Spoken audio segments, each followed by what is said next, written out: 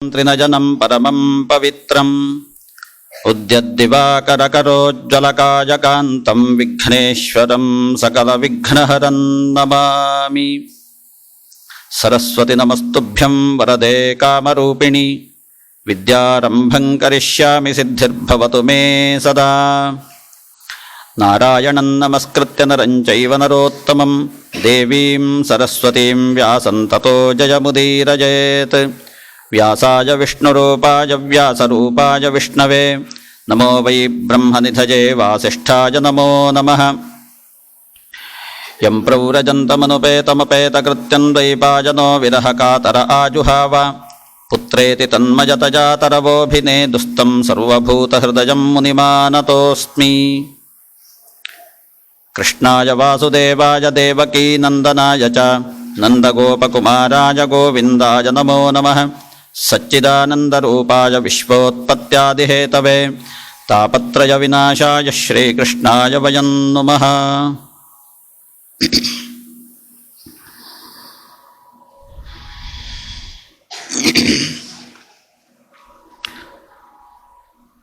ಆರಾಧ್ಯ ದೇವತಾ ಶಕ್ತಿಗಳಿಗೆ ವಂದಿಸುತ್ತಾ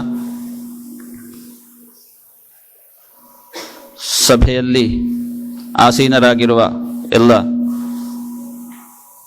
ಪ್ರಾಜ್ಞರನ್ನು, ವಿದ್ಯಾರ್ಥಿ ಮಿತ್ರರನ್ನು ವಂದಿಸುತ್ತಾ ಈ ವರ್ಷದ ನೂತನ ವರ್ಷಾರಂಭದ ಈ ಸಂದರ್ಭದಲ್ಲಿ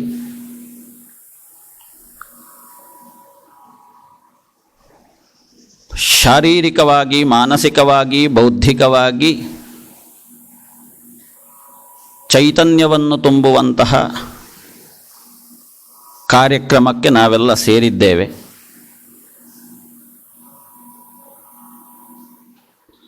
ಈ ಮೂರಕ್ಕೂ ಚೈತನ್ಯವನ್ನು ತುಂಬುವಂತಹ ಉದ್ದೇಶ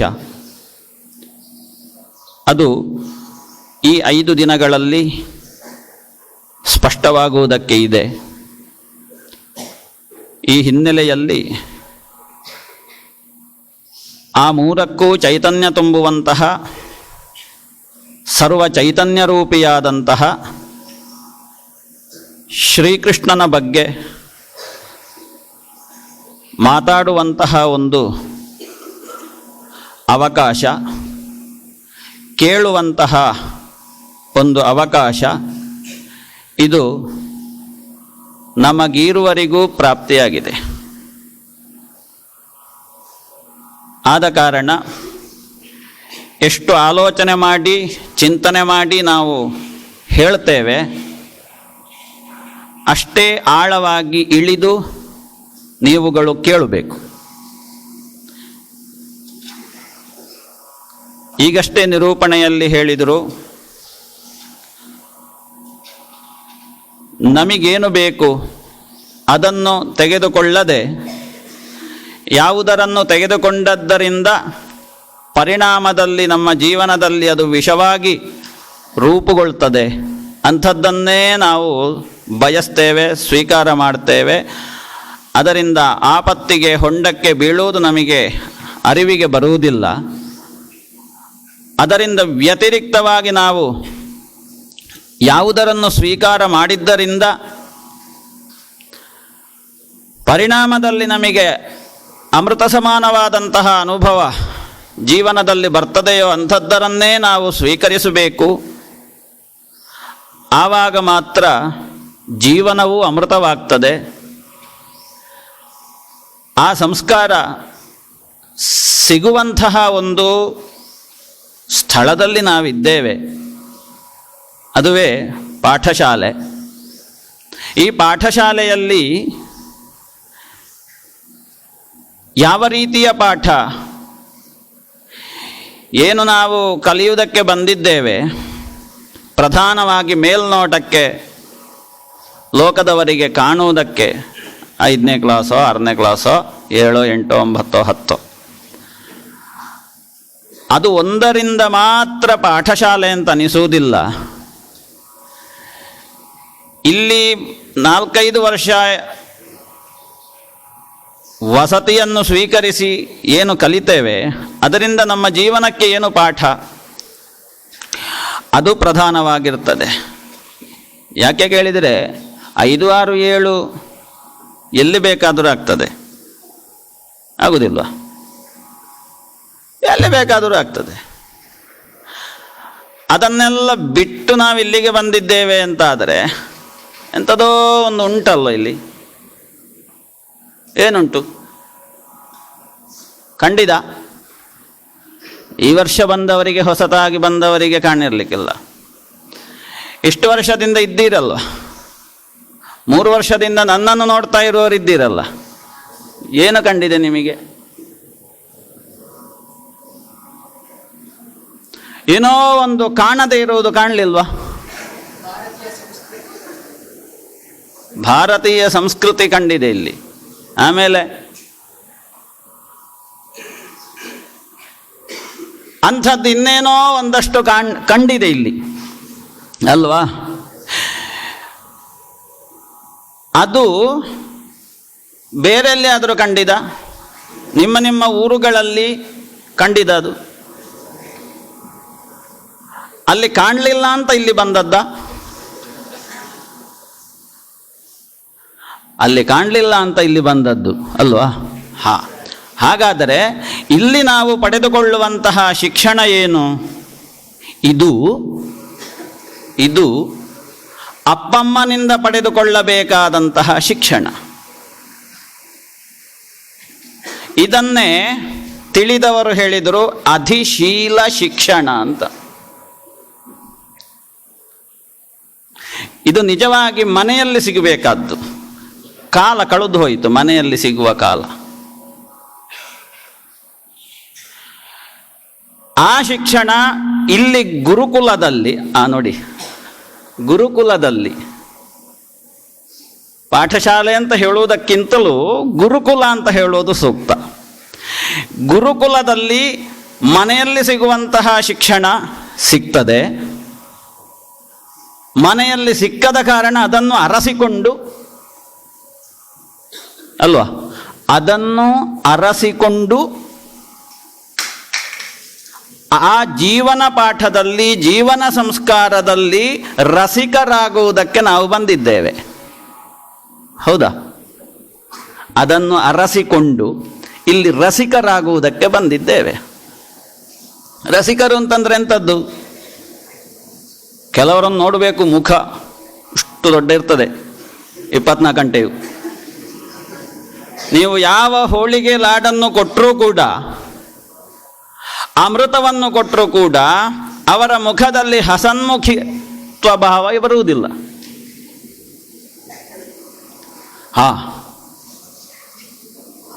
ಕೆಲವು ನಗರಗಳಲ್ಲೆಲ್ಲ, ಬೇರೆ ಬೇರೆ ನಗರಗಳಲ್ಲಿ ಅಂಥವರಿಗೆ ಅಂತಲೇ ಶಿಕ್ಷಣ ಉಂಟು. ಅವರ ಮುಖವನ್ನು ಸಣ್ಣ ಮಾಡುವ ಶಿಕ್ಷಣ. ಪುಣ್ಯಕ್ಕೆ ನಮಗೆ ಅದು ಆ ಸಮಸ್ಯೆ ಇಲ್ಲ. ಹಾಗಾಗಿ ನಾವು ಇದನ್ನು ಅರಸಿಕೊಂಡು ಇಲ್ಲಿ ರಸಿಕರಾಗುವುದಕ್ಕೆ ಬಂದಿದ್ದೇವೆ. ಜೀವನದಲ್ಲಿ ಪ್ರತಿಯೊಂದು ಕ್ಷಣದಲ್ಲಿಯೂ ಕೂಡ ನಾವು ಆನಂದದ ರಸವನ್ನು ಅನುಭವಿಸಬೇಕು. ಹಾಗಾಗಿ ರಸಿಕರು ಅಂತ, ಅದಕ್ಕೆ ರಸಿಕರು ಅಂತ ಹೇಳಿದ್ದು.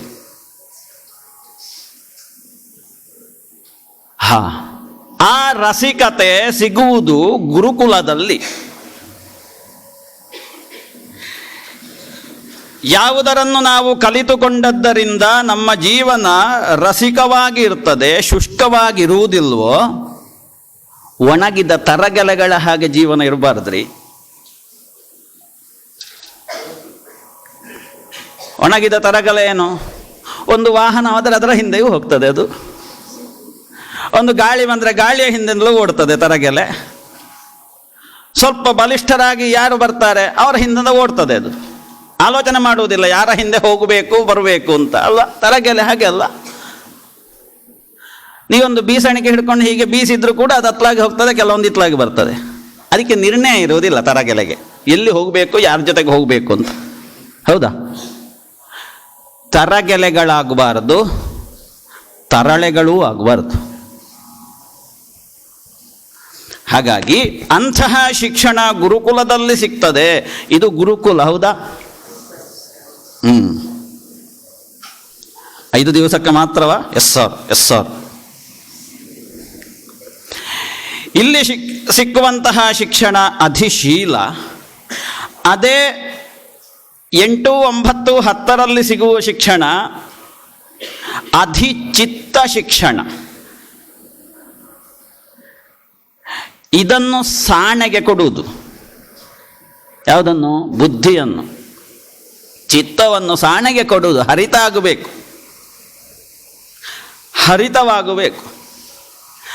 ಆ ಶಿಕ್ಷಣಕ್ಕೆ ಅಧಿಚಿತ್ತ ಶಿಕ್ಷಣ. ಮೊದಲಿನದ್ದು ಯಾವುದು?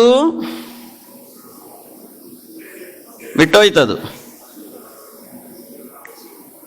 ಮುಂದೊಂದೇ ಹೇಳ್ತಾ ಹೋದಾಗ ಹಿಂದಿದ್ದನ್ನೆಲ್ಲ ಮರೆಯೋದು, ಅದನ್ನು ಬಿಡುವುದು ಅಲ್ವಾ? ಮೊದಲಿನ ಶಿಕ್ಷಣ ಯಾವುದು? ಅಧಿಶೀಲ ಶಿಕ್ಷಣ. ಎರಡನೇದು ಯಾವುದು? ಅಧಿಚಿತ್ತ ಶಿಕ್ಷಣ. ನಾಳೆ ಪ್ರಶ್ನೆ ಕೇಳಲಿಕ್ಕುಂಟು ಈ ವಿಷಯದಲ್ಲಿ. ಅಧಿಚಿತ್ತ ಬುದ್ಧಿಯ ತೀಕ್ಷ್ಣತೆಗೆ ಕೊಡುವಂತಹ ಶಿಕ್ಷಣ. ಅಧಿಶೀಲ ಶಿಕ್ಷಣ ಅನ್ನುವಂಥದ್ದು ಒಂದು ಮಗುವಿಗೆ ಸಿಗುವಂತಹ ಶಿಕ್ಷಣ. ನೀವೆಲ್ಲ ಒಂದು ಲೆಕ್ಕದಲ್ಲಿ ಮಗುವಿನ ಭಾವದವರು. ಯಾಕೆ? ಅಧಿಶೀಲ ಶಿಕ್ಷಣವನ್ನು ಪಡೆಯುವವರೆಲ್ಲರೂ ಕೂಡ ಮಕ್ಕಳು. ಒಂದು ಹಂತ ದಾಟಿದ ಮೇಲೆ ಅಧಿಶೀಲ ಹಿಡಿಸುವುದಿಲ್ಲ, ಅದು ಡೇಟ್ ಬಾರ್ ಆಗಿರ್ತದೆ ಅದು.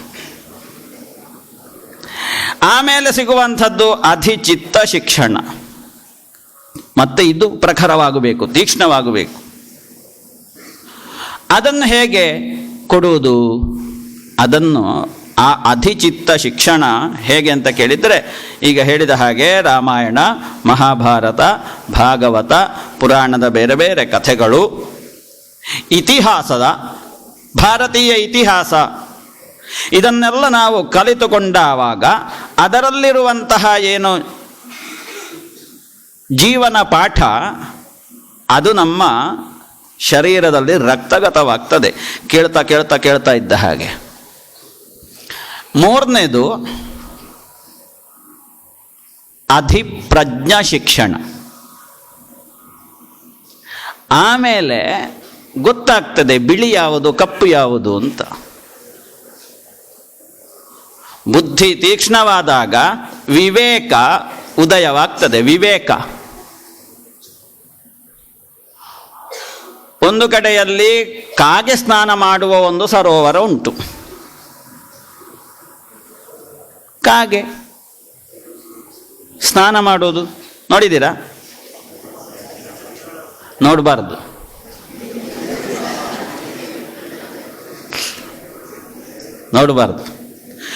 ಅದರ ಪಕ್ಕದಲ್ಲಿ ಹಂಸ ಸ್ನಾನ ಮಾಡುವ ಸರೋವರ ಉಂಟು. ನೋಡಿದ್ದೀರಾ ಹಂಸ ಸ್ನಾನ ಮಾಡೋದು? ನೋಡಬೇಕು. ಎಲ್ಲಿಯೂ ಸಿಗಲಿಲ್ಲ ಅಂತಂದ್ರೆ ಇಲ್ಲಿಯೇ ಒಂದು ಮಾಡಲಿಕ್ಕೆ ಹೇಳಿ, ಒಂದು ಸರೋವರ ಮಾಡಿ ಅದರ 4 ಹಂಸಗಳನ್ನು ತಂದು ಹಾಕ್ಲಿಕ್ಕೆ ಹೇಳಿ. ಅದನ್ನು ನೋಡಬೇಕು. ಈ ಕಾಗೆ ಸ್ನಾನ ಮಾಡುವುದು, ಹಂಸ ಸ್ನಾನ ಮಾಡುವುದು, ಈ ಎರಡರಲ್ಲಿ ಯಾವುದು ನಮಗೆ ಯೋಗ್ಯ, ಯಾವುದನ್ನು ನಾವು ನೋಡಬೇಕು, ಅದನ್ನು ನಿರ್ಣಯ ಮಾಡುವಂತಹ ಬುದ್ಧಿಶಕ್ತಿಗೆ ವಿವೇಕ ಅಂತ ಹೆಸರು. ಏನಂತ? ವಿವೇಕ. ಆ ವಿವೇಕ ಸಿಗುವುದು ಹೇಗೆ ಅಂತ ಕೇಳಿದರೆ ಅಧಿಪ್ರಜ್ಞಾ ಶಿಕ್ಷಣ. ಬುದ್ಧಿಗೆ ಶಿಕ್ಷಣ ಕೊಡುವುದು,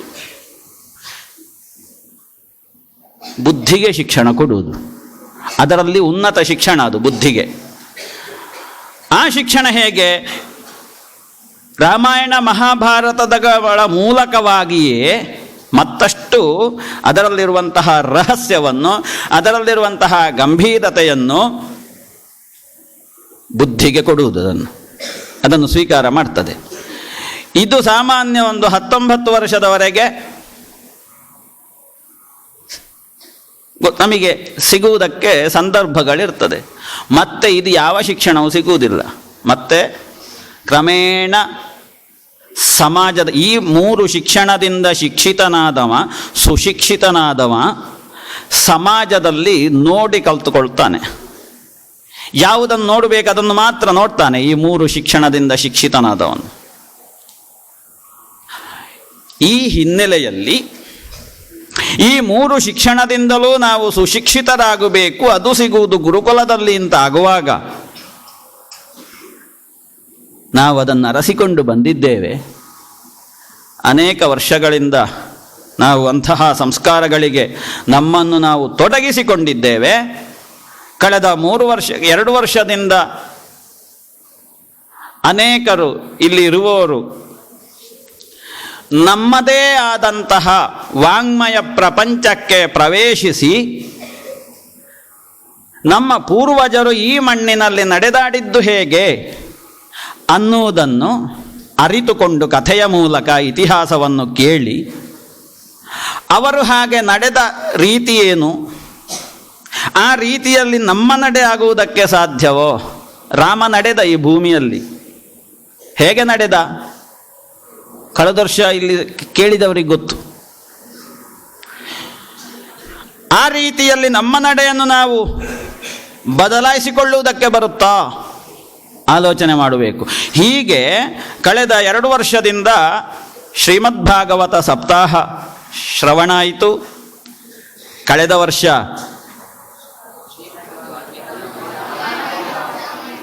ನನ್ನ ಮರ್ಯಾದೆ ಉಳಿಯಿತು.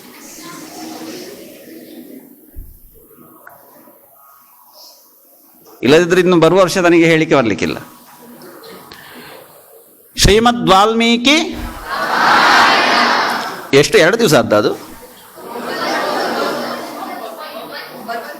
9 ದಿವಸ ಆಗಿದೆ ಅಲ್ವಾ? ಈಗ ಈ ವರ್ಷ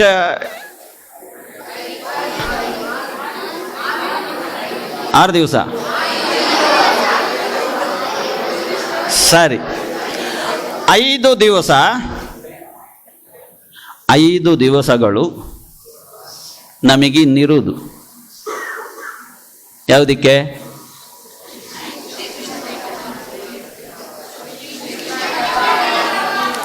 ಪರೀಕ್ಷಿತನಿಗೆ 7 ದಿವಸ ಆದರೂ ಇತ್ತು, ನಮಗಿರೋದಿನ್ನು 5 ದಿವಸ. ಯಾವುದಕ್ಕೆ? ಅವ ಯಾರನ್ನು ಪಡೆದ 7 ದಿವಸದಲ್ಲಿ? ಪರೀಕ್ಷಿತ ಮಹಾರಾಜ ಯಾರನ್ನು ಪಡೆದ 7 ದಿವಸದಲ್ಲಿ?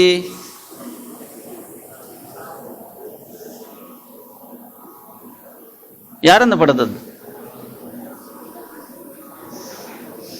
ಗೊತ್ತಿಲ್ಲ. 7 ದಿವಸ ಭಾಗವತ ಕಥೆಯನ್ನು ಕೇಳಿ ಕೇಳಿ ಕೇಳಿ ಕೇಳಿ ಆಗುವಾಗ ಯಾರು ಸಿಕ್ಕಿದ್ದವನಿಗೆ? ಕೃಷ್ಣ ಅಲ್ವೇನ್ರಿ? ಕೃಷ್ಣ ಸಿಕ್ಕಿದವಾಗ ನನಗಿನ್ನು ಹಾವು ಕಚ್ಚಿದ್ರೂ ಗೊತ್ತಾಗ್ಲಿಕ್ಕಿಲ್ಲ ಅಂತ ಅಂದಲ್ವ? 2 ವರ್ಷ ಹಿಂದೆ ಅಲ್ವ ಹೇಳಿದ್ದಾಗೆ? ಅಷ್ಟು ಬೇಗ ಮರೆತೋಯ್ತಾ? 7 ದಿವಸಗಳ ಕಾಲ ಕಥೆಯನ್ನು ಕೇಳಿ ಕೇಳಿ ಕೇಳಿ ಅವನಿಗೆ ಯಾರಿಗೂ ಸಿಗದೇ ಇರುವಂತಹ ಒಬ್ಬ ಸಿಕ್ಕಿದ ಕೃಷ್ಣ. ಅವನಿಗಿಂತ ಎಷ್ಟೋ ಮೇಲ್ಮಟ್ಟದಲ್ಲಿದ್ದೇವೆ ನಾವು. ಯಾಕೆ? 5 ದಿವಸ ಅಲ್ವಾ? 5 ದಿವಸಗಳಲ್ಲಿ ನಾವು ಅವನನ್ನು ಪಡೆಯುವುದಕ್ಕಿದೆ. ಯಾರನ್ನು? ಕೃಷ್ಣನನ್ನು ಪಡೆಯುವುದಕ್ಕಿದೆ. ಏನು ಮಾಡಬೇಕು ಅದಕ್ಕೆ? ಏನು ಮಾಡಬೇಕು? ಶ್ರವಣ ಮಾಡಬೇಕು, ಕೇಳಬೇಕು ಅಲ್ವಾ? ಏನನ್ನು ಕೇಳಬೇಕು? ಕೃಷ್ಣ ಕಥೆಯನ್ನು ಕೇಳಬೇಕು. ವಾಹಿನಿ ಅಂತ ಹೆಸರು ಕೊಟ್ಟರು. ಏನು ವಾಹಿನಿ ಅಂದರೆ?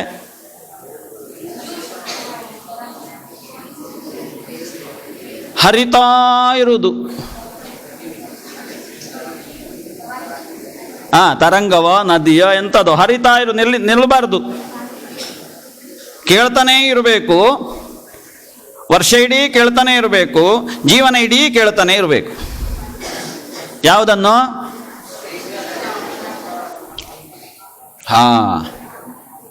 ಸಾಕು ಅಂತ ಅನಿಸ್ತದ? ಯಾಕೆ ಅನಿಸುವುದಿಲ್ಲ? ಯಾಕೆ ಅನಿಸುವುದಿಲ್ಲ? ಕೃಷ್ಣ ಕಥೆ ಮೊನ್ನೆ ಕಳೆದ ವರ್ಷ ಹೇಳಿದ್ದನ್ನೇ ಹೇಳಿದರು, ಕಳೆದ ವರ್ಷ ಹೇಳಿದವರೇ ಈ ವರ್ಷವೂ ಹೇಳುವುದು, ಒಂದು ಹೊಸತನ ಇಲ್ಲ ಅಲ್ವಾ? ಹಾಗೆ ಅನಿಸುವುದಿಲ್ವಾ? ಕೋವಾ ಭಗವತಸ್ತಸ್ಯ ಪುಣ್ಯ ಶ್ಲೋಕೇಡ್ಯ ಕರ್ಮಣಃ ಶುದ್ಧಿಕಾಮೋ ನ ಶೃಣುಯಾತ್. ನೀವು ಸ್ನಾನ ಮಾಡ್ತೀರಲ್ವಾ? 2 ಹೊತ್ತ 1 ಹೊತ್ತ ಅಷ್ಟಾದರೂ ಮಾಡ್ತಿರಲ್ಲ. ಯಾಕೆ ಸ್ನಾನ ಮಾಡುವುದು? ಹೊರಗಿನ ಕೊಳೆಯನ್ನು ಕಳೆಯುವುದಕ್ಕೆ. ಹೊರಗಿನ ಕೊಳೆಯನ್ನು ಕಳೆದ ತಕ್ಷಣ ಹೊಳೆಯುವುದಕ್ಕೆ ಶುರುವಾಗ್ತದ ಎಂಥದ್ದು? ಎಸ್ ಸರ್, ಆಗುವುದಿಲ್ಲ. ಹೊರಗೂ ಹೊಳೆಯಬೇಕು ಒಳಗೂ ಹೊಳೆಯಬೇಕು ಅಂತ ಆದರೆ ಹೊರಗಿನ ಕೊಳೆಯನ್ನು ಮಾತ್ರ ಕಳೆಯುವುದಲ್ಲ, ಒಳಗಿನ ಕೊಳೆಯನ್ನು ಕಳಿಬೇಕು. ಅದಕ್ಕೋಸ್ಕರ ಇರುವುದು ಕೃಷ್ಣ ಕಥಾವಾಹಿನಿ. ಶೃಣ್ವತಾಂ ಸ್ವಕಥಾಂ ಕೃಷ್ಣ ಪುಣ್ಯಶ್ರವಣ ಕೀರ್ತನ ಹೃದಯಂತಸ್ಥೋ ಹ್ಯಭದ್ರಾಣಿ ವಿಧುನೋತಿ ಸುಹೃತ್ಸತಾಂ. ಎಂಥ ವಾಕ್ಯ ನೋಡಿ. ಇದನ್ನೆಲ್ಲ ನೀವು ಇಲ್ಲಿ ಬೋರ್ಡಲ್ಲಿ ಬರೆದಿಡಬೇಕು. ಕೃಷ್ಣ ಹೇಳ್ತಾನೆ, ನನ್ನದ್ದೇ ಆದಂತಹ ಕಥೆಯನ್ನು ಯಾರು ಅತ್ಯಂತ ಶ್ರದ್ಧಾಭಕ್ತಿಯಿಂದ ಕೇಳ್ತಾರೆ, ಕೇಳುವುದಕ್ಕೆ ಯಾವುದು ಸಾಧನ? ನೋಡುವುದಕ್ಕೆ ಯಾವುದು ಸಾಧನ? ನೋಡುವುದಕ್ಕೆ ಸಾಧನವಾಗಿರುವ ಕಣ್ಣಿನಿಂದಲೂ ಕೇಳಬೇಕು, ಕೇಳುವುದಕ್ಕೆ ಸಾಧನವಾಗಿರುವ ಕಿವಿಯಿಂದಲೂ ಕಾಣಬೇಕು.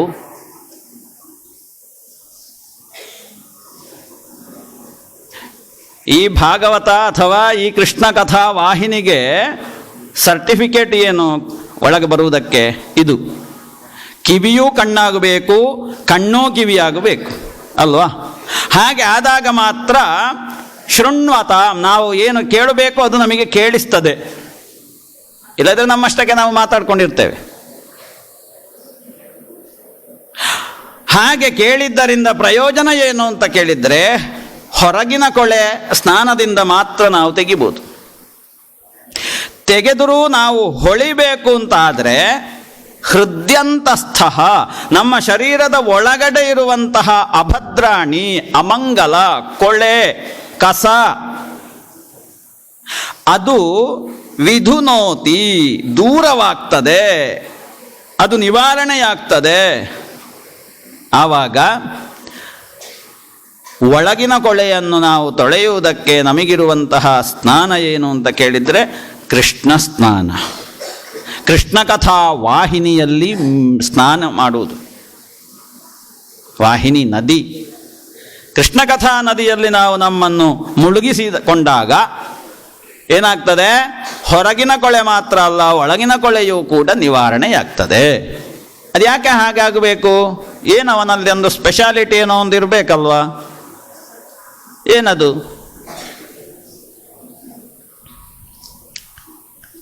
ನೋಡಿದ್ದೀರ ಅವನನ್ನು? ಕೇಳಿದ್ದೀರ ಅವನನ್ನು? ಎಲ್ಲಿ? ನಾನು ಹೇಳಿದ್ದ? ನೋಡಲಿಲ್ಲ. ಹಾಗಾದ್ರೆ ನೀವು ಕೇಳಿದ್ದು ಸಾಕಾಗಲಿಲ್ಲ ಅಂತ ಅರ್ಥ. ಪರೀಕ್ಷಿತ 7 ದಿವಸ ಕೇಳಿ ಅವನನ್ನು ಕಂಡ. ಎಲ್ಲಿ? ಒಳಗೆ ಕಂಡ, ಒಳಗೆ ಕಂಡ.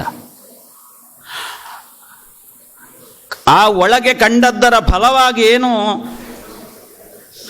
ಹೊರಗಿಂದ ಬಂದು ಕಚ್ಚಿದಂತಹ ಹಾವು ಅದು ಕೇವಲ ಕಚ್ಚಿದ್ದು ಮಾತ್ರ. ಯಾವುದಕ್ಕೆ ಕಚ್ಚಿದಾಗಿದೆ? ಪರೀಕ್ಷಿತನಿಗೆ ಕಚ್ಚಿದ ಹಾಗಾಗಿಲ್ಲ, ಒಂದು ಸತ್ತಂತಹ ಮರಕ್ಕೆ ಕಚ್ಚಿದ ಹಾಗೆ ಆಯ್ತಂತೆ. ಒಗಟಿನಾಗಿ ಉಂಟ ಇದು. ಯಾಕೆ ಹಾಗಾಯಿತು ಅಂತ ಕೇಳಿದರೆ, ಅವನಲ್ಲಿರುವಂತಹ ವೈಶಿಷ್ಟ್ಯ ಅದು. ಕೇಳಿದಷ್ಟು ಕೇಳಬೇಕು ಕೇಳಬೇಕು ಕೇಳಬೇಕು ಅಂತ ಆಗ್ತದಂತೆ. ಋಷಿಮುನಿಗಳು ಹೇಳ್ತಾರೆ, ವಯಂತು ನ ವಿತೃಪ್ಯಾಮ ಉತ್ತಮ ಶ್ಲೋಕ ವಿಕ್ರಮೆ. ನಮಗೆ ತೃಪ್ತಿ ಆಗುವುದಿಲ್ಲ ನೀವು ಎಷ್ಟು ಸಲ ಕೃಷ್ಣ ಕಥೆ ಹೇಳಿದ್ರು ಕೂಡ.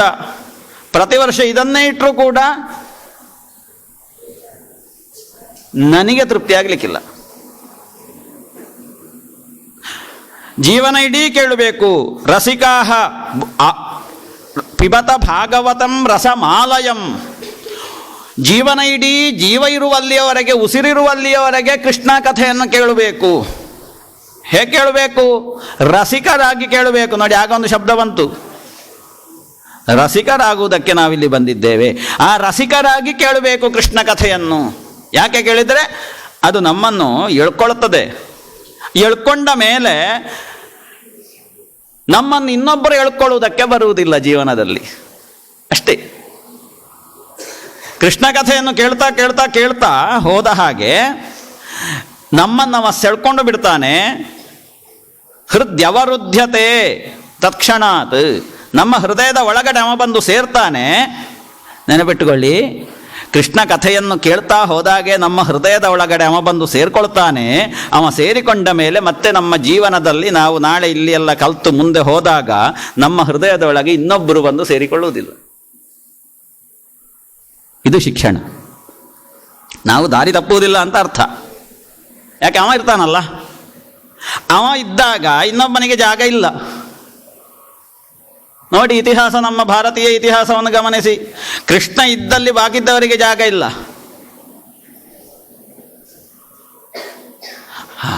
ಇದು ಕೃಷ್ಣ ಕಥಾವಾಹಿನಿಯ ಸ್ಪೆಷಾಲಿಟಿ. ಈ ಹಿನ್ನೆಲೆಯಲ್ಲಿ ಕೃಷ್ಣನ ಬಗ್ಗೆ ಮಾತಾಡಬೇಕು, ಕೃಷ್ಣನ ಜೊತೆಗೆ ಮಾತಾಡಬೇಕು ಅಲ್ವಾ? ಕೃಷ್ಣನ ಬಗ್ಗೆ ಮಾತಾಡಿದರೆ ಸಮಾಧಾನ ಆಗಲಿಕ್ಕಿಲ್ಲ. ನಾವೆಲ್ಲ ಸೇರಿ ಕೃಷ್ಣನ ಜೊತೆಗೆ ಒಂದು ಸಂಭಾಷಣೆ ಮಾಡುವುದಾ?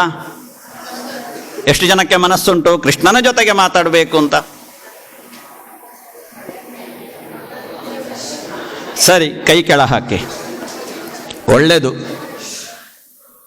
ಕೃಷ್ಣನೇ ಮಾತಾಡುವುದರಲ್ಲಿ ಚತುರ. ಅವ ಮಾತಾಡ್ತಾ ಇರುವಾಗ ಬಾಕಿದ್ದವರು ಮಾತಾಡಿದ್ರೆ ಅವ ಹೊರಟು ಹೋಗ್ತಾನೆ.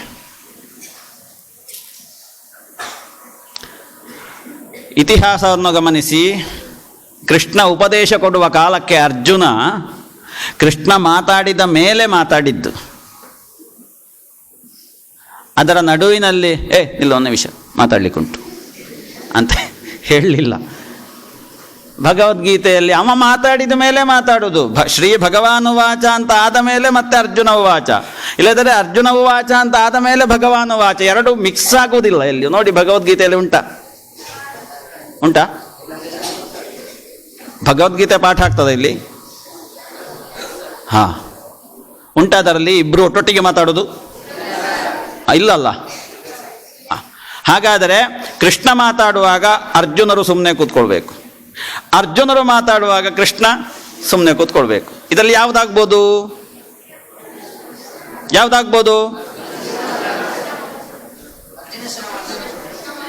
ಅರ್ಜುನ ಮಾತಾಡೋದೇ ಒಳ್ಳೆಯದಾ? ಕೃಷ್ಣ ಮಾತಾಡಬೇಕು. ಸರಿ. ಕೃಷ್ಣ ಎಷ್ಟು ಕಾಲದ ಹಿಂದಿನವ? ಎಷ್ಟು ಕಾಲದ ಹಿಂದಿನವ? ದ್ವಾಪರ ಯುಗ. 5125 ವರ್ಷದ ಹಿಂದಿನವ.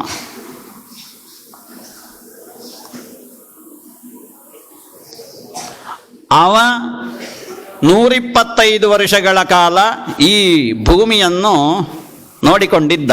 ಅವತರಿಸಿ ಭೂಭಾರಹರಣವನ್ನು ಮಾಡಿ ಮಾಡುವಂತಹ ಕಾಲ 125 ವರ್ಷ. ಎಷ್ಟು? ಅದಾದ ಮೇಲೆ ಅವ ಇಲ್ಲಿಂದ ಹೊರಟು ಹೋದ. ಅವ ಹೊರಟು ಹೋದಲ್ಲಿಗೆ ಕಲಿಯುಗ ಪ್ರಾರಂಭ ಆಗಿದೆ. ಪ್ರಾರಂಭ ಆಗಿ ಇವತ್ತಿಗೆ 5124 ವರ್ಷ ಕಳೆದು ಹೋಯಿತು. ಅಷ್ಟು ವರ್ಷ ಹಿಂದಿನ ಅವನನ್ನು ಈಗ ಮತ್ತೆ ತರಿಸುವ ಅಲ್ವಾ? ಯಾಕೆ ತರಿಸ್ಬೇಕು? ಇಲ್ಲಿ ಇನ್ನೂ ಒಂದು 125 ವರ್ಷ ಇರು, ಯಾರಿಗೂ ಬುದ್ಧಿ ಇಲ್ಲ ಇಲ್ಲಿ ಈಗ ಇದ್ದವರಿಗೆ ಅಂತ. ಹಾಗೆ ಅಲ್ವಾ? ಯಾಕೆ ಕೇಳಿದ್ರೆ ಅವ ಹೋಗುವ ಕಾಲಕ್ಕೆ ಧರ್ಮಶ್ಚ ಶ್ರೀಶ್ಚ ತಮ್ ಅನುಯಯುಹು. ಇವ ಏನು ಧರ್ಮಸ್ಥಾಪನೆ ಮಾಡಿದ್ದ ಈ ಭೂಲೋಕದಲ್ಲಿ ತನ್ನ ಅವತಾರದ ಕಾಲದಲ್ಲಿ, ಅದನ್ನೆಲ್ಲ ಆದ ಮೇಲೆ, ದುಷ್ಟ ಸಂಹಾರ ಆದ ಮೇಲೆ, ತಾನು ಹೋಗುವಂತಹ ಕಾಲಕ್ಕೆ ನಿರ್ಯಾಣ ಹೊಂದಿದ ತಕ್ಷಣ ಅವನನ್ನು ಅನುಸರಿಸಿ ಈ ಭೂಲೋಕದ ಧರ್ಮ ಹೋಯ್ತಂತೆ, ಭೂಲೋಕದ ಸಂಪತ್ತು ಹೋಯ್ತಂತೆ, ಭೂಲೋಕದ ಧೃತಿ ಹೋಯ್ತಂತೆ. ಇನ್ನು ಹೋಗ್ಲಿಕ್ಕೆ ಎಂತ ಉಂಟು? ಎಲ್ಲ ಹೋಗಿ ಆಗಿದೆ, ಇನ್ನು ಎಂಥದ್ದು ಇಲ್ಲ. ಹಾಗಾಗಿ ಅವನನ್ನು ಮತ್ತೆ ಕರೆಸಬೇಕು, ಮತ್ತೆ ಧರ್ಮಸ್ಥಾಪನೆ ಆಗಬೇಕು. ತಲೆಯಲ್ಲಿ, ಬುದ್ಧಿಯಲ್ಲಿ, ನಮ್ಮ ಬುದ್ಧಿಯಲ್ಲಿ ಧರ್ಮಸ್ಥಾಪನೆ ಆದರೆ ಅಲ್ವಾ ಮಣ್ಣಿನಲ್ಲಿ ಧರ್ಮಸ್ಥಾಪನೆ ಆಗುವುದು. ನಮ್ಮ ಬುದ್ಧಿಯಲ್ಲಿ ಸಂಪತ್ತಿದ್ರೆ ಅಲ್ವಾ ಭೂಮಿಯಲ್ಲಿ ಸಂಪತ್ತನ್ನು ತರಿಸುವುದಕ್ಕೆ ಸಾಧ್ಯ. ಹಾಗಾಗಿ ಅವನನ್ನು ನಾವು ತರಿಸ್ಕೊಳ್ಬೇಕು, ಕರೆಸ್ಕೊಳ್ಬೇಕು. ಇಲ್ಲಿ ಮತ್ತೆ ಅವ ಎಲ್ಲಿ ಬರ್ತಾನೆ, ಅವ ಎಲ್ಲಿ ಇರ್ತಾನೆ, ಅಲ್ಲಿ ಧರ್ಮ ಇರ್ತದೆ, ಅಲ್ಲಿ ಸಂಪತ್ತು ಇರ್ತದೆ, ಅಲ್ಲಿ ಧೃತಿ ಇರ್ತದೆ, ಎಲ್ಲವೂ ಇರ್ತದೆ.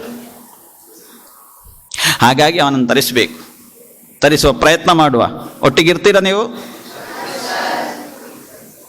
ಅಲ್ಲ, ಬಿಟ್ಟು ಹೋಗ್ತೀರ ನನ್ನನ್ನು? ಹಾಗಾದರೆ ನನ್ನ ಜೊತೆಗೆ ಬರಬೇಕು. ನಿಮ್ಮನ್ನೆಲ್ಲ ಸೊಂಟಕ್ಕೆ ಕಟ್ಕೊಂಡಿದ್ದೇನೆ, ಒಟ್ಟಿಗೆ ಬನ್ನಿ. ಪರೀಕ್ಷಿತ ಮಹಾರಾಜ